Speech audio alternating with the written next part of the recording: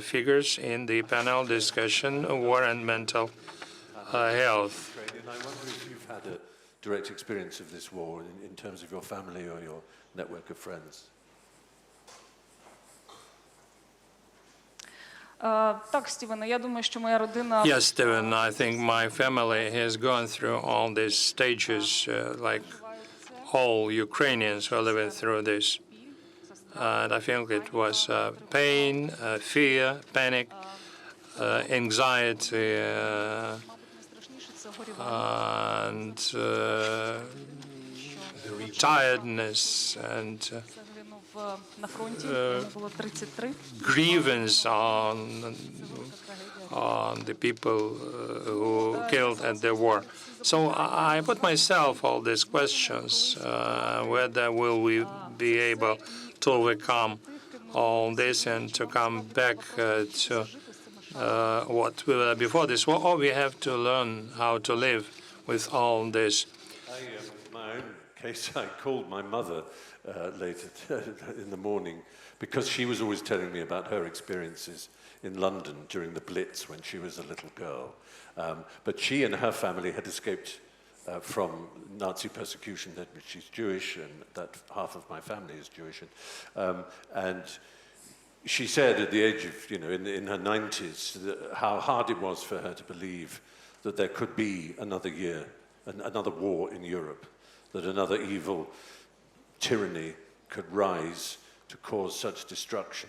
She had honestly believed that the last war and what it did to her family and many of my cousins and aunts and uncles I never met because they died in the Holocaust, that nothing like this could happen again, she believed. And we had about 5 minutes of basically sobbing because it's the truth, and we're going to have to get out all those best human qualities once again to deal with it. But anyway, let's move on, shall we? It's been wonderful to talk. Let's believe that we will get out of this even stronger, and this will help us for the next discussion. As my Jewish grandfather used to say, from your lips to God's ears. So, right now I'd like to hand over the floor to my compatriot and our colleague, the chief editor of The Economist magazine, Zanny Minton-Beddoes, who is going to moderate a conversation. Zanny, welcome. Who are your guests? Who are you going to talk about? Thank you, Stephen. Thank you, Hannah. I am thrilled to be here, thrilled to be back in Kiev after 18 months when I was last here, and thrilled to be, as your First Lady, Olena Zelenska, said, in this very special place of strength. It's an extraordinary place. If you haven't been, Stephen... I've been inspired by it. It is absolutely an extraordinary place. It's an extraordinary place in an extraordinary country. But what we are going to do in the next hour and a half, in the next few minutes, is to discuss further the experience of how war affects mental health. You had a fantastic conversation this morning about your own experiences, about the importance of mental health. But this question of war, conflict, and what it does is something that you are all grappling with, we can all learn from. We want to know what will happen not just now, in this extraordinary moment of resilience, but what will happen in the coming years and the coming decades. What will be the shadow of what Secretary Blinken said this morning, and many people have said, mental health is the invisible wounds, the not so visible wounds of war, of conflict.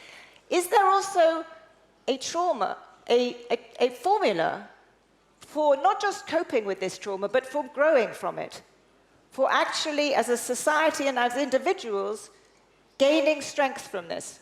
And I think we're going to discuss that too, because whatever that formula is, I want to know what it is. Well, the floor is yours. Thank you very much, Zanny. Thank you. And there's one other question that I'm hoping my esteemed panel will answer, which is, what is the secret under these conditions to remaining human, to finding happiness and remaining human? And I think I know some of the answers.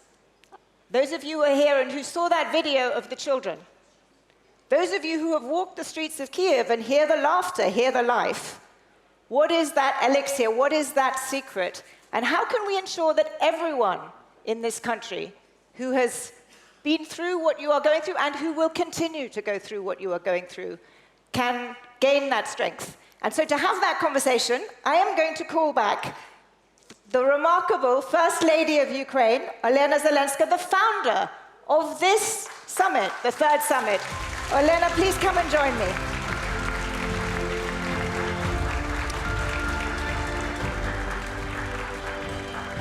We have a huge stage with many chairs because we have many people to join this conversation. And I'm next delighted to invite the First Lady of Lithuania, Diana Nausėdienė. Thank you so much for being here.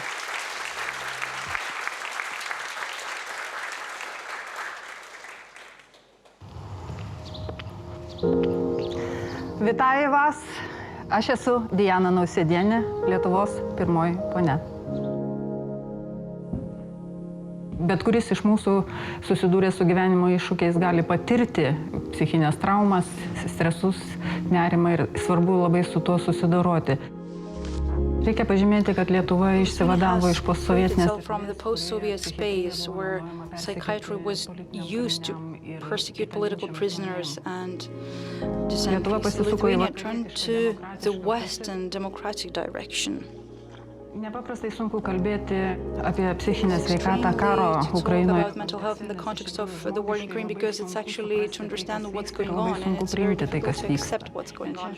Even 60% of Lithuanians feel stress because of what is happening in Ukraine. I want to thank the people of Ukraine from my heart who defend the freedom and ideals of humanity. The Lithuanian state and the people of Lithuania stand with Ukraine to the victory. Thank you so much for joining us. And if that is your study or your office, I would love to have that office. It is beautiful. Thank you for joining us. Next, I would like to invite to the stage Eva Pavlova, the First Lady of the Czech Republic. Thank you so much for joining us.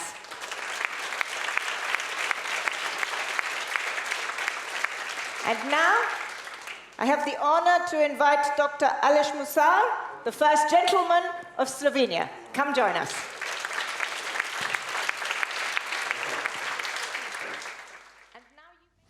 My name is Aleš Musar. I'm the husband of the President of Slovenia, Nataša Pirc Musar.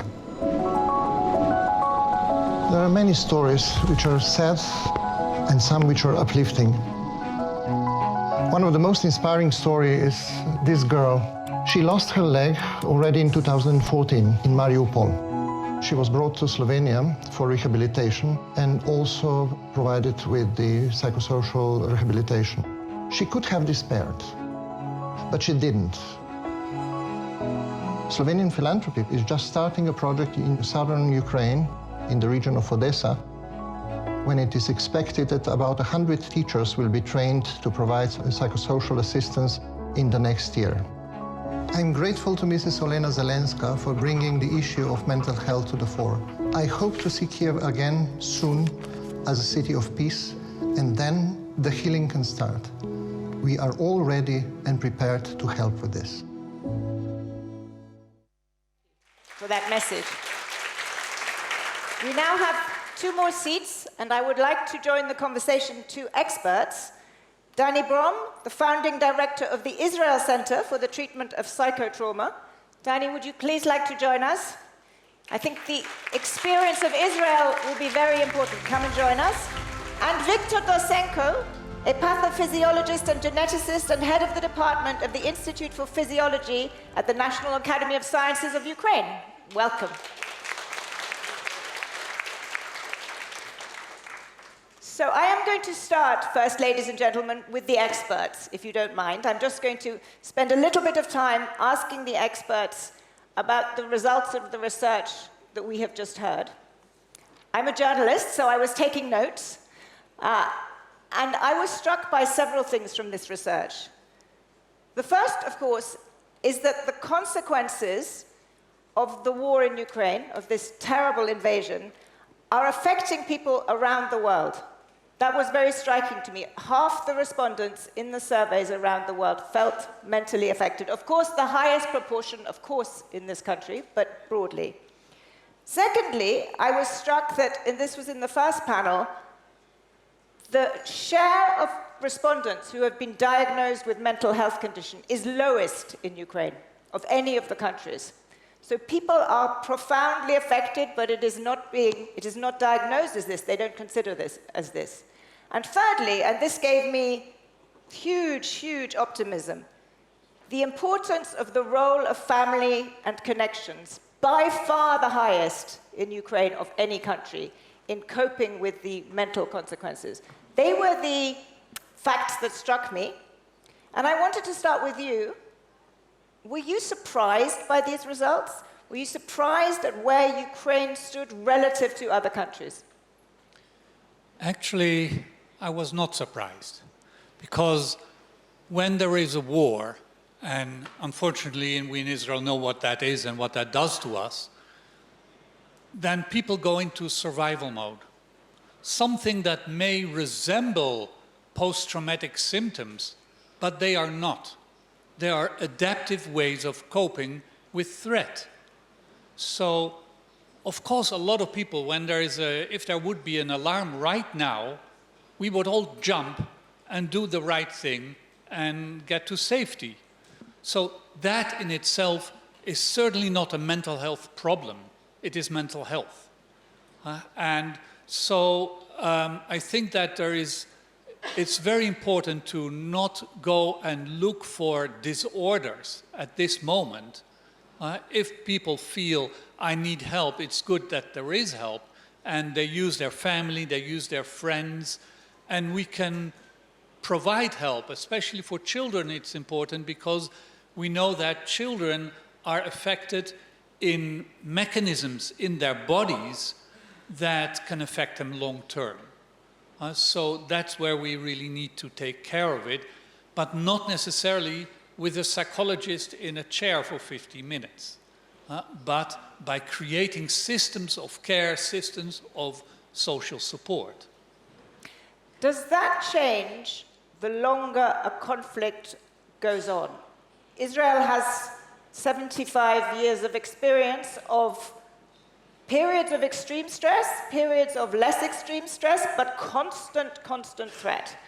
How does that affect the mental health of the society? So it's a complex question because on the one hand, Israel is a very vibrant society. There is a very strong wish to recover, to do things. If you look at Israeli high-tech, you feel the adrenaline there is in there. And this adrenaline has two sides. It can be wonderful. Adrenaline does a lot of good for us, and you want to do things. And at the same time, if you get addicted to it, it's very hard to let go of it. And that will be the challenge also in Ukraine after this war is over. How do you get out of survival mode? Getting in, we all do. But how do we get out? Most people will do that, but then maybe you can also get out of it half or a quarter. And you still have some symptoms, but it's not a disorder. You just have to cope with it and see how can we soothe ourselves, how can we regulate our bodies, because these things are in the body. They're not only in the mind, it's not only mental, it's really in the body. We will turn into a second to how you get out of survival mode. But first, Dr. Dosenko, I wanted to ask you whether you were surprised by the results of the research, and what do you think when you see that research? Do you recognize your country in those responses?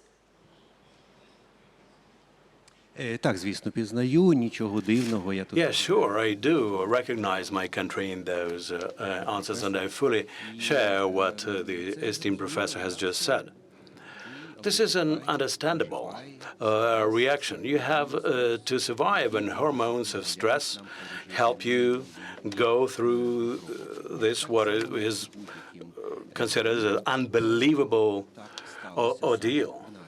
And it just so happened that it is going on in our country, that this is the epicenter of this trial, the trial of the evolutionary present mechanism which is inbuilt in our bodies. And as the results of this experiment are obvious, the overwhelming majority of people will respond to that by resilience.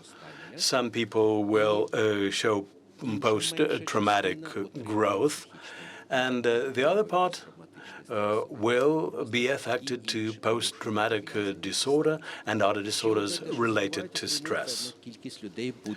And a certain number of people will live in the condition of permanent stress, and that's also something we have to remember. The constant influence and the impact of hormones of stress leads to metabolic changes in the body, which makes it more likely that some conditions will arise in the body.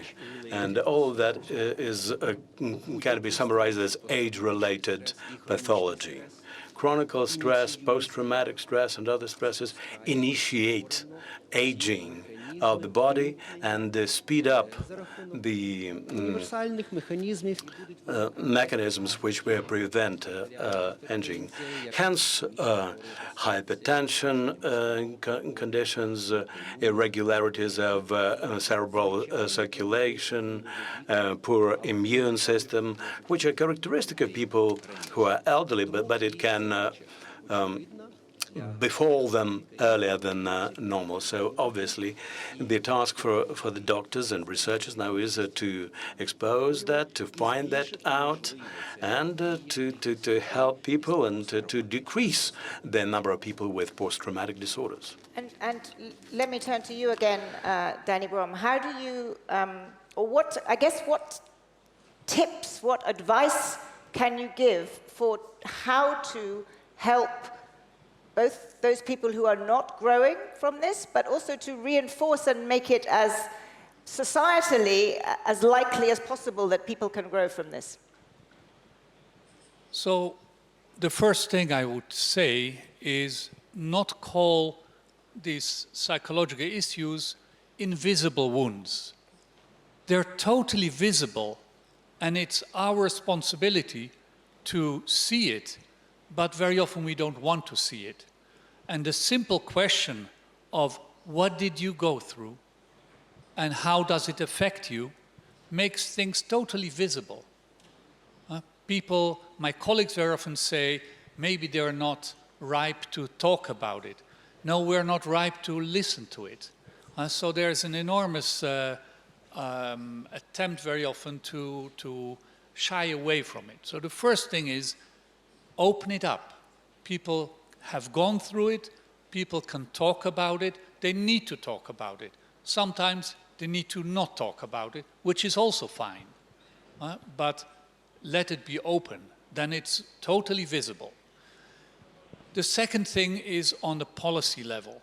And for that, we in Israel have developed the whole idea of psychosocial defense policy. Because we need a lot of things. We don't need new institutions. We don't need new trauma centers what we need is the mental health institutions that exist. They need to understand. We need the teachers to know how to talk with children. What can they do to increase resilience?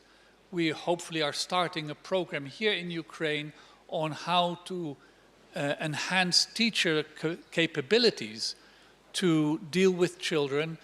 And we should never forget, there's always a certain percentage, between 5 and 15%,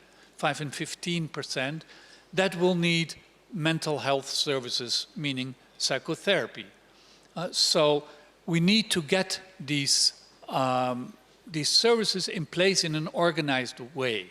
And that goes back to the recognition, and that's why I'm so glad that this is on the level of governments to really get a policy in place. You're absolutely right.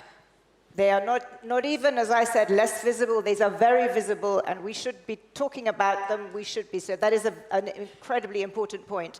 You describe the psychosocial defense policy. I think that is similar. I wrote another phrase down earlier this morning that Dr. Oleg Romanchuk used, an air defense for mental health.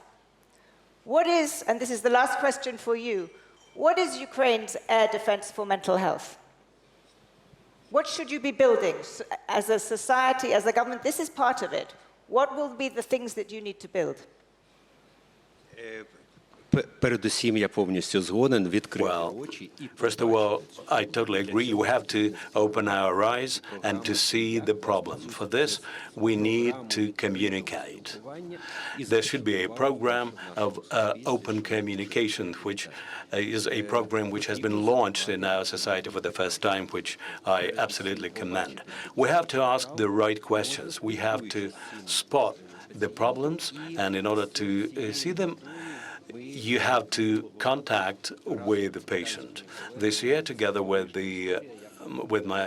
our British colleagues, it's a wonderful story when I met Neil Greenberg, a wonderful British psychiatrist. And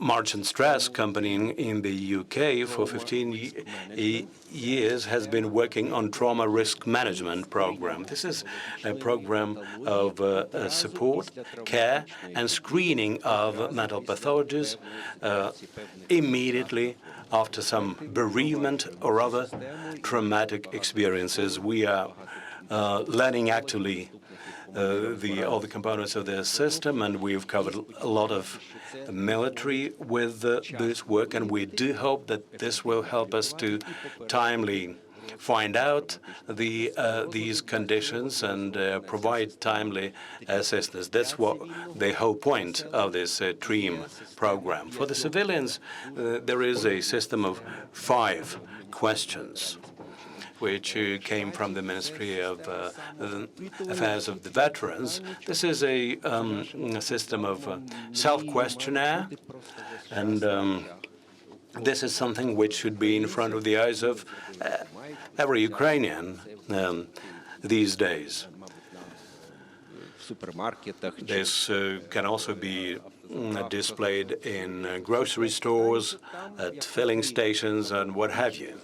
There are 5 questions, and if there are 3 or more positive answers to that, you will be well advised to contact a specialist in mental health. It does not mean that you have a condition, but it will mean that there is such a risk, and you should not ignore this. You should see this invisible wound. Thank you. That was a fantastic backdrop to a conversation that I'm now going to turn to our first ladies and gentlemen. And I'm going to turn first to you, Madame Zelenska, because you have, I think, really more than anyone else, put on the map this issue, the importance of this issue. You have founded this summit, and you are also, very visibly, you have been around the world. You are, along with your husband, a symbol of the resilience of this extraordinary country, the bravery, the steadfastness of Ukraine. But I want to start by asking you, I guess, a personal question. The resilience of your country you epitomize, but how are you yourself resilient? What is the mental challenge you yourself face every day? Дякую, Заня. Дякую, що запитання особисте, тому що Thank you very much for the question being personal, because saying something very smart after the experts who are a hard act to follow. So I will use this chance and tell you about my own experience and my own feelings. I don't think that our family is very much different from other Ukrainian families in terms of what we're going through and what we're feeling. The main thing we feel these days is a constant, prolonged, never-ending stress. There's an interesting point. Unlike the English language, the word Тривога, anxiety, is what we feel inside of us, and at the same time, the same word is used for air raid alarm. Тривога is the same word. So this anxiety/тривога lives within us non-stop. And this is something you have to learn to live with. And this is tough. Among the recent emotions, recently we had the first school day. Children went to school in all countries. This is normally a festive occasion. And in my native town, Kryvyi Rih, children had to go straight to the basement for shelter. And when you see those children with bouquets of flowers that they brought for their teachers, this is very moving. It hurts. Or several days ago, a missile struck a school. The school was totally ruined. The school principal and his deputy were killed. So what do these children who are supposed to go to that school feel now? Their anxiety proved to be true, and it manifested itself in the worst form possible. All this weakens us, but we are always trying to find whatever makes you stronger, and we managed to. We recently heard about the research that only 1 out of 50 Ukrainians are asking for assistance in terms of mental health, but 52% said that they normally rely on interpersonal communication, connections, family, friends, when they interact. At the same time, most Ukrainians these days are volunteers. They are engaged in either fundraising or some other activities for the sake of support of the military. And I think that this is a subliminal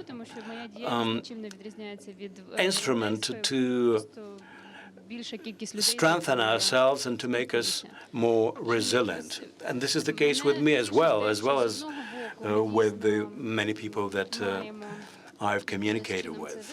We understand that we have to ride it out, to tough it out. And of course, as the longer it goes on, at one point or another, your body may falter. But subconsciously, we always kind of know what to do. That's why I like all our discussions about mental health, because first we keep scaring each other, and then we say, no, not everything is that scary. We just think about it, how to survive. So let's speak more about that, and then it'll be less scary for us. Can I just ask you one thing that was very powerfully put? You have founded and built up the All Ukraine Mental Health Program. Tyak, how are you? Can you just tell us what the goals are of that? Because that is helping foster exactly what you're talking about.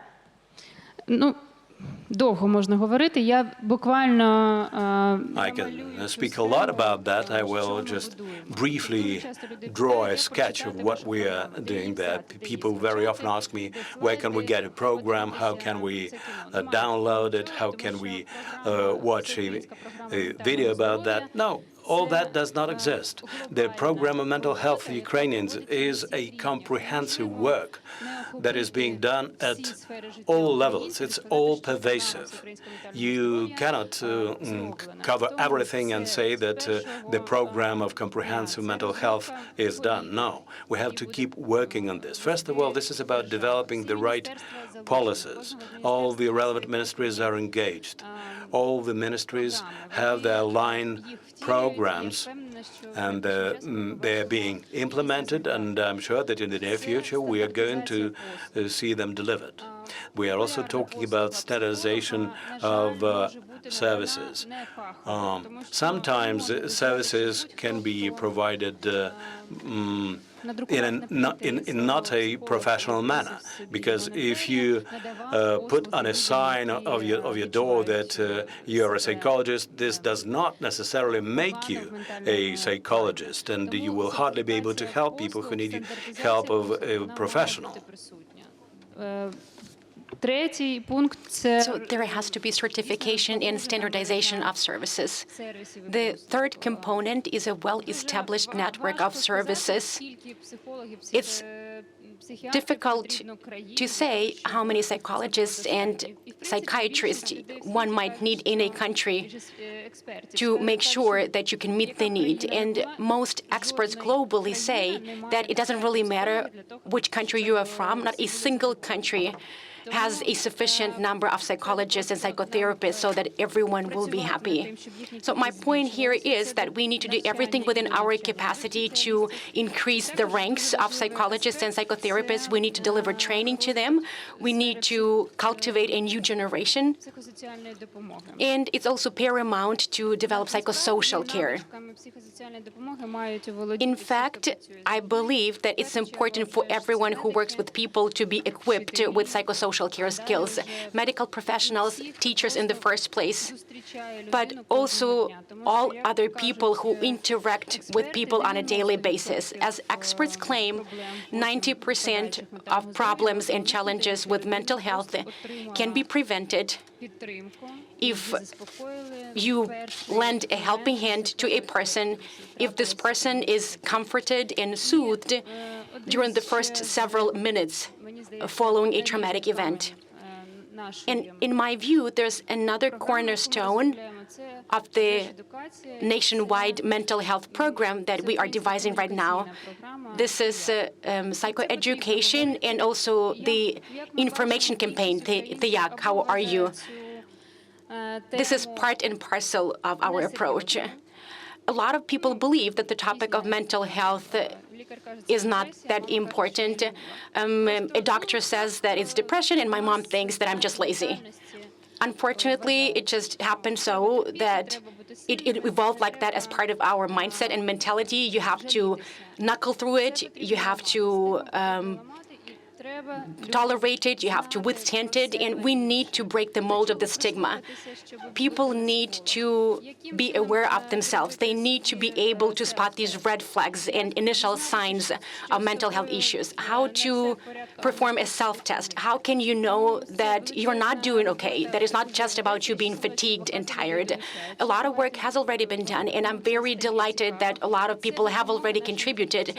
They are joining the program, and it's of great benefit and help to our mental health professionals because they've been working really hard for months and months. They cannot really just tell people, come to me, I will help you. We need to breathe a new life into our social opinions about mental health. This is something actionable, something practical and down to earth. Thank you. I want to turn now to our other First Ladies and Gentlemen. And one of the many terrible consequences of this conflict has been that millions of people have been forced to leave their homes. They have been displaced either within Ukraine or they have been forced to leave and move to Western Europe primarily. And First Lady Nasidenia, Lithuania was one of the first to welcome thousands of Ukrainian refugees. So you saw people arriving, having seen the trauma that they left behind and seen the trauma in them.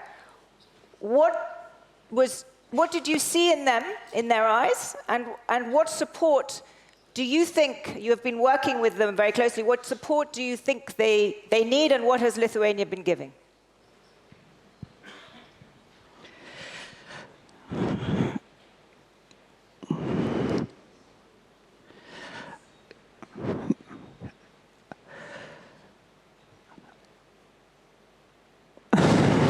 It's very difficult to talk because the presentation of Olena's thoughts raised a question in me. Now we're discussing the consequence of war on mental health. But probably we should ask ourselves what brought us to this war. What were the reasons that led to the war? What doctrines, what thinking systems led to this war? If I ask the audience whether the doctrine of denazification has the right to exist, if the Earth is a human planet, please raise your hands if you think so, that this could be the case.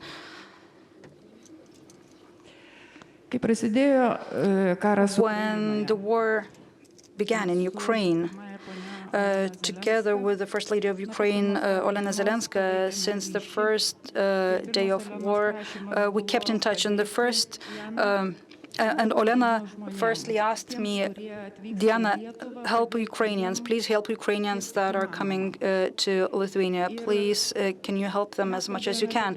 And we were speaking about the reasons. We were speaking about the possibility to overcome psychological trauma. And what is very important is strengthening relationships with the family and also security guarantees. What I saw in the eyes of the refugees during the first days of war I saw broken life stories, I saw losses, I saw stories about lost parents, siblings, friends, loved ones. And our answer is the Ukrainian Center that we established together with Olena after 2 months since the outbreak of war. And it started its activity as a humanitarian aid center. And then we decided to rely on non-governmental sector. We also invited a university to become a partner of the center. We also invited various institutions. And the Ukrainian Center is a fantastic example of international cooperation and cooperation of local communities, where we see all people, the smallest ones, officials, come together to support Ukraine. And our answer is education, science, safety, stability, and support. Upholding community relations and integration into community.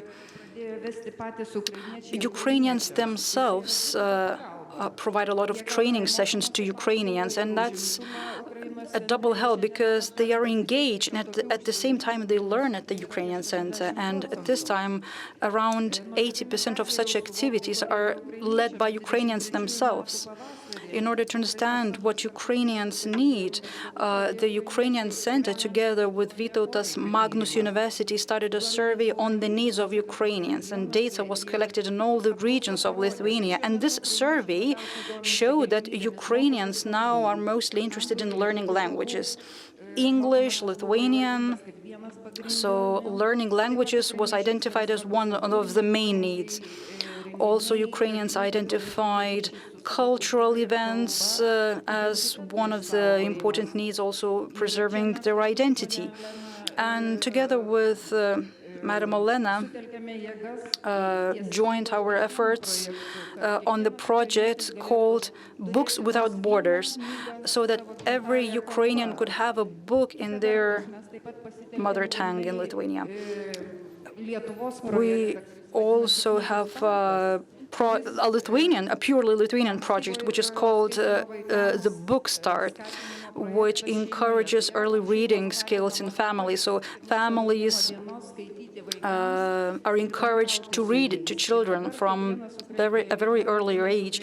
And now every Ukrainian child that is born in Lithuania gets a book in Lithuanian and in Ukrainian. So we encourage to foster this warm relationship within the family, all at the same time preserving the Ukrainian identity and Ukrainian culture in the families that live in Lithuania. We see that the situation is very dynamic in the community and very changing. The refugees that were very lost and certain at the beginning, now they feel psychologically stronger, they communicate, they meet up, and this community is very strong. As many as 97% of Ukrainians say that Lithuania received them very well, very, very warmly, and that they feel very well in Lithuania. Thank you. So our answer is stability for families, a strong social support, a strong community, and human values that we need to protect. Thank you. Thank you very much. Thank you for everything that Lithuania is doing. Can I turn now, Eva Pavlova, to you? The Czech Republic has also welcomed very many refugees from Ukraine, but I also understand that there were many Ukrainians studying in the Czech Republic when the invasion occurred, and that these are young people who could have stayed, but in fact they packed up and were determined to defend their country. So you have seen both the bravery and resilience of people going back, and you have been incredibly welcoming to people coming to you. Can you tell us about your experience of the mental resilience of Ukrainians and the support programs you have?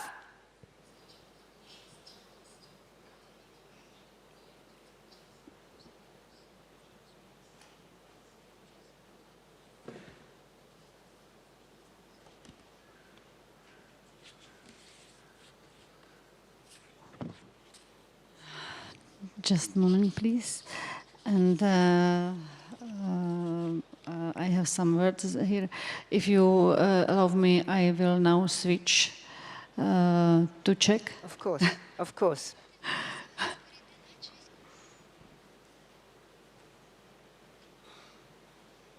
Yeah.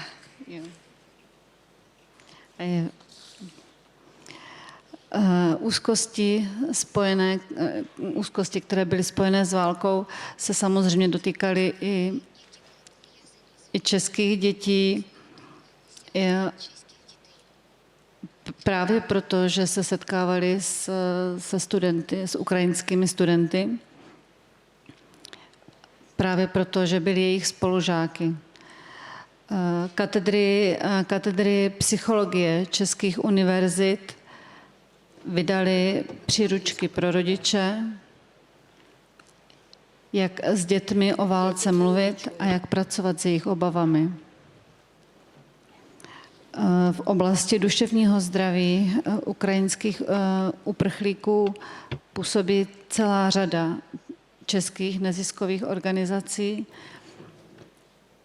Největší touto organizací je česká humanitární organizace Člověk v tísni, která působí na Ukrajině se svým týmem. Unfortunately, the interpreters cannot hear interpretation from the Czech language. Organizací pomáhá v tomto prostředí. Od začátku agrese poskytla psychosociální pomoc 65 000 lidí. The interpretation is there. Dalším projektem je projekt. There's another project, which is the Dumka project. Dumka means thought. And within this project, we are offering crisis psychological care from professional psychologists, psychotherapists, or professionals in intercultural communication. On top of that, we have a strong educational program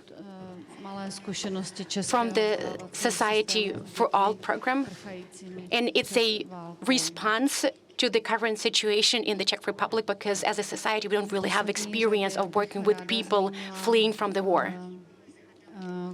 And there's another initiative which is also important. The last but not least, Kultur Ukraine project.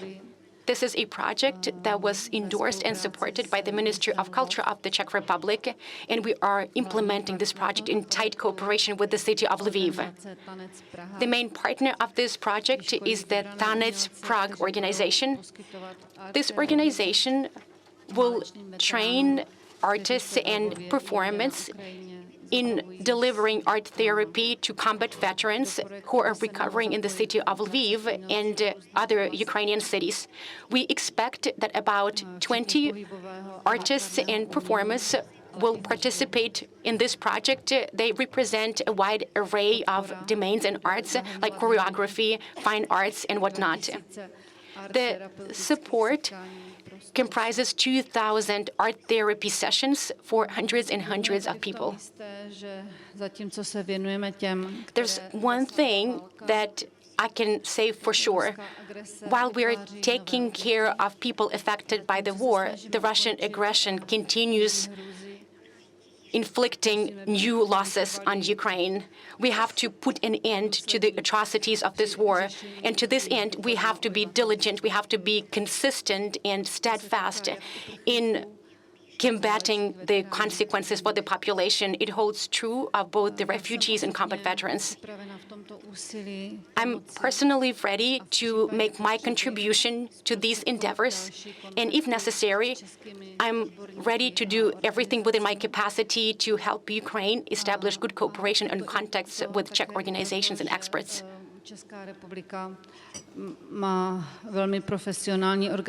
The Czech Republic boasts highly professional and competent organizations, for example, the National Institute of Mental Health inter alia.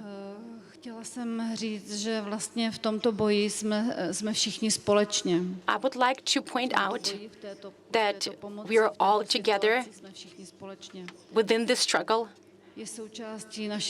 And this is a common cause of ours.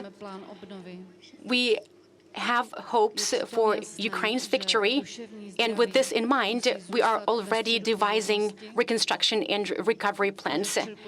Mental health, of course, must be the centerpiece of all these efforts. Mental health and the overcoming of trauma are important components of reconstruction and recovery, but not only, it's one of the prerequisites for successful recovery and reconstruction. I would like to provide you with assurances.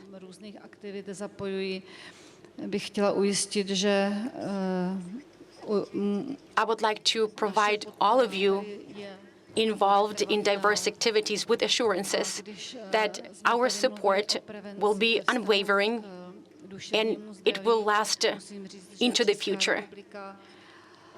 We briefly touched upon the prevention of mental health challenges and problems. And in this context, I would like to note that the Czech Republic has experience of economic crises. We successfully overcame the COVID-19 pandemic, but the ongoing war in Ukraine definitely had an impact on the mindset of young people and the entire Czech society. There's one more thing that I would like to incorporate into these endeavors. In our primary schools, we launched mediation programs. These programs target primary school kids, and within this program, seasoned mediators train younger generations. We launched such a project in one of our cities. It started as a pilot project, and now we can see that it's of the utmost importance to do a lot of work in secondary schools and the education system in general. The information garnered from this pilot project has been very helpful because we can see that kids are capable of coping with multiple responsibilities, and they are well positioned and equipped to address a litany of problems. They are very good at talking themselves into feeling good or doing the right things. And after this program, we can see that school principals are not inundated with problems anymore. So these new mediators receive certificates following the program. This is something that has been very beneficial because it helps us address such problems as a large number of divorces, for example. And within this project, we can only hope that young people will not have to take as many antidepressants, and this program would also reduce the need for highly professional psychological care. Thank you. Thank you for those words of solidarity, and thank you for those detailed programs. It's fascinating. I would love to hear more of the art therapy program and indeed the mediation in schools. Really interesting, concrete things that the Czech Republic is doing. Last, let me turn to our first gentleman on the stage, Dr. Musa. Slovenia. Slovenia does have experience of this. Slovenia has experience of providing support, welcoming large numbers of people. 3 decades ago, large numbers of people fled the war in the Balkans to Slovenia. Can you share your experience then, what you learned then, and what the difficulties were and how you overcame them as a country? Thank you. Indeed, yes. For Slovenia, being a small country, 70,000 refugees from Bosnia 30 years ago was a large number, but it's not only 70,000 refugees who have lost their property, who have lost their homes. There are 70,000 stories, and there are 70,000 traumas. And among those 70,000, there were 10,000 primary school children, a particularly vulnerable group, as we have seen in the research before, and certainly in dire need of psychosocial help. As Madam Zelenska mentioned before, our healthcare systems cannot really cope with the increased number of mental disorders, even in ordinary circumstances, much less in war. So we had this huge problem. The humanitarian part of that problem was, shouldn't call it easy, but solvable. You provide what you can. Now, the psychosocial part of that was a different question. Now, those children, to continue their education, for them, refugee schools were organized in Slovenia following the Bosnian curriculum with Bosnian, mostly refugee children, teachers, and under supervision of Bosnian education authorities. It is, in a way, similar to what the Ukrainian children abroad are now doing their studying under the Ukrainian curriculum, which really is a double burden for them. I know that from our experiences in Slovenia, because they're also following our own curriculum. So we had those children at schools. And to reach as many children as possible with at least basic psychosocial help, non-medical one, their teachers were trained to recognize the signs which were mentioned, are not that difficult to see, to recognize the needs and to provide such basic help. Of course, the teachers themselves needed the psychosocial help first, because they were the refugees themselves, losing, in fact, much more. For the children going to schools, that already provided an element of stability, an element of normal life. Their parents didn't have any kind of normal life, and as families should be the first support for the children, they were not able to do that. So we really relied on the teachers. We also relied on several volunteers which were added to that, so you can call that school-based or community-based psychosocial help. The point is, it worked.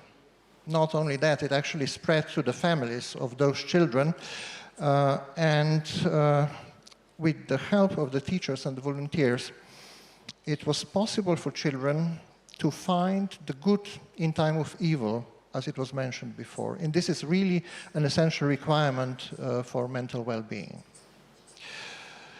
Now, this development of community-based psychosocial help was not some brilliant foresight on our side. It was really a learning process. It developed from the need. And it's really a misfortune to be forced to find solutions for such need. But as said, it worked. And the method was successful as implemented by Slovenian NGOs. So it was used in other areas of conflict, like Kosovo in the Balkans, like North Caucasus, Morocco, Pakistan, Gaza Strip, and others. And now, as I mentioned in the introductory video, it is starting in Ukraine. But it has to be kept in mind that even when the shooting stops, the problems do not disappear. The trauma remains. The mines remain, the explosives remain. Our experience, the Slovenian experience, was that to help post-war recovery of Bosnia, our government established a humanitarian organization primarily for demining, ITF, of which the director is today in my delegation. But it soon started to provide also physical rehabilitation to the victims of mines and other explosive devices, and found out immediately that it was also necessary to provide psychosocial help. So the scope of the work increased, the geography of the work increased to other countries. It's several donors involved with that.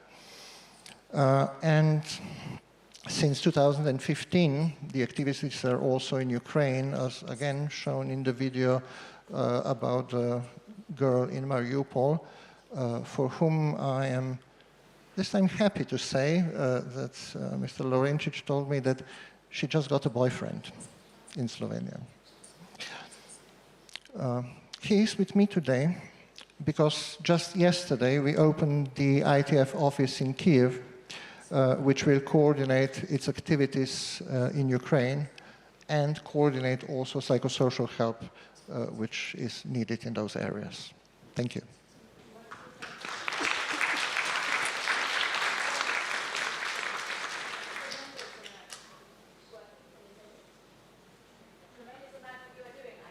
Could you kindly turn on the mic because we cannot hear it? No. No, still not. The interpreters are not getting the sound, sorry.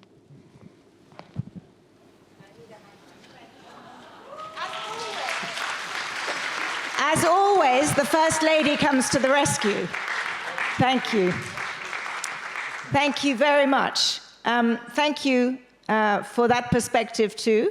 Let me now turn to a video from the several First Ladies and gentlemen who wanted to be here but couldn't be here but do want to take part by video.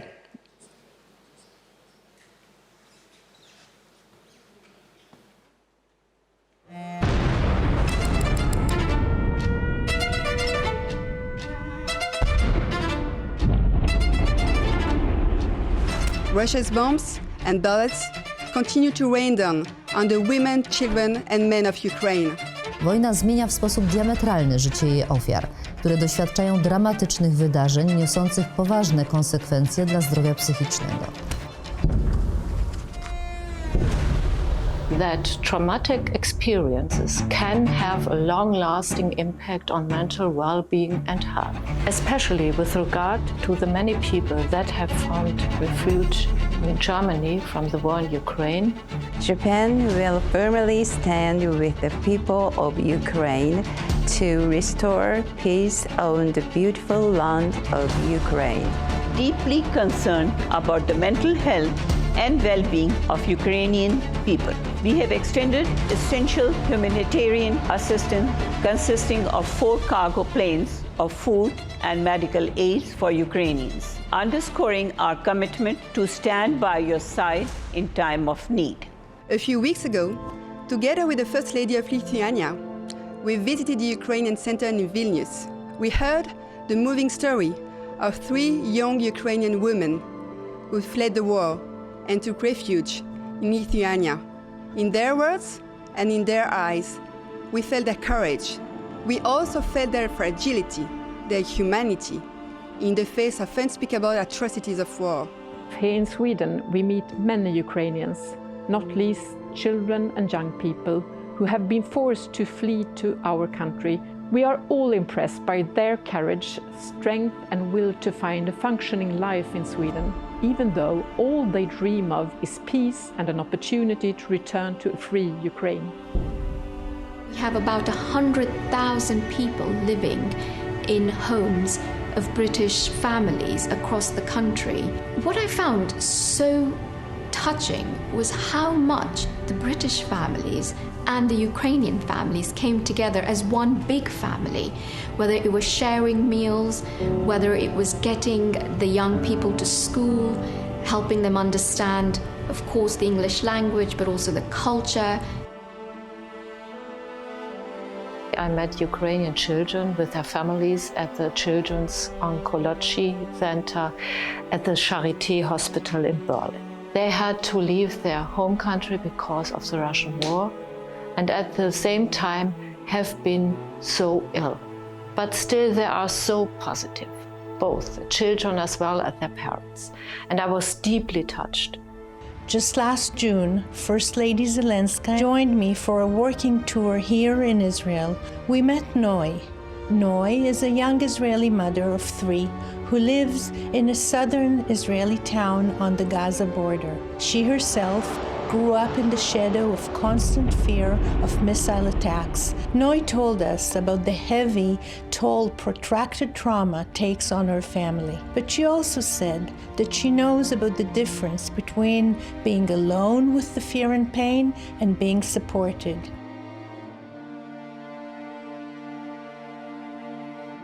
Türkiye olarak ilk günden bu yana tahribatın azalması, savaşın bir an önce adil ve hakkaniyetli bir barışla sonuçlanması için gayret sarf ediyoruz. Bu çerçevede dostum Olena Hanım'ın girişimleriyle aralarında özel gereksinimli çocukların da bulunduğu 1196 çocuğumuzu Türkiye'ye getirdik. W Polsce cały czas udzielamy wszechstronnej pomocy ukraińskim uchodźcom. Głównym tematem kursów był zespół stresu pourazowego. Cieszę się, że pomoc ta mogła dojść do skutku dzięki inicjatywie podjętej przeze mnie i pierwszą damę Ukrainy Olenę Zełenськą jako wyraz naszej solidarności i współpracy.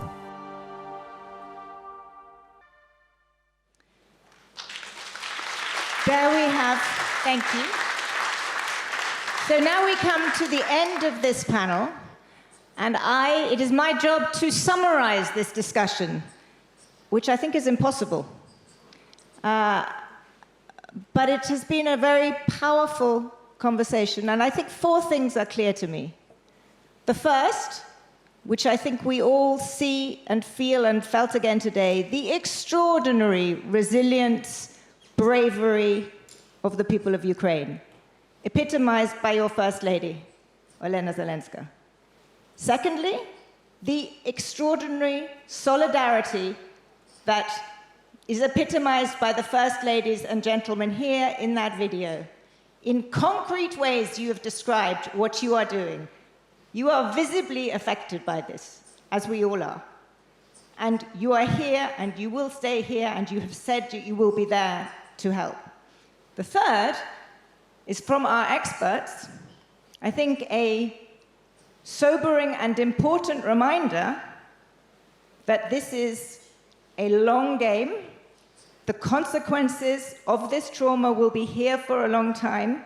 You live in a country that has dealt with this for generations, and you will have a lot of work ahead of you. You do not have yet the mental health resources to do it. You are building them. It is a challenge. But my 4th and final point is that I have no doubt, that if any country can do it, this country can do it. And with that, I leave you and hand you back to our hosts.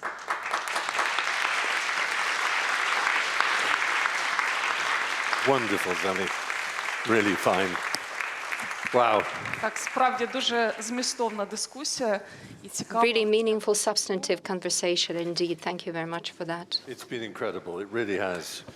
Thank you, Zanny. Thank you, everybody. Thank you, Madam Zelenska, of course, and all the participants, the experts, and the First Ladies and Gentlemen for all their heartfelt stories and important thoughts that were voiced during that conversation.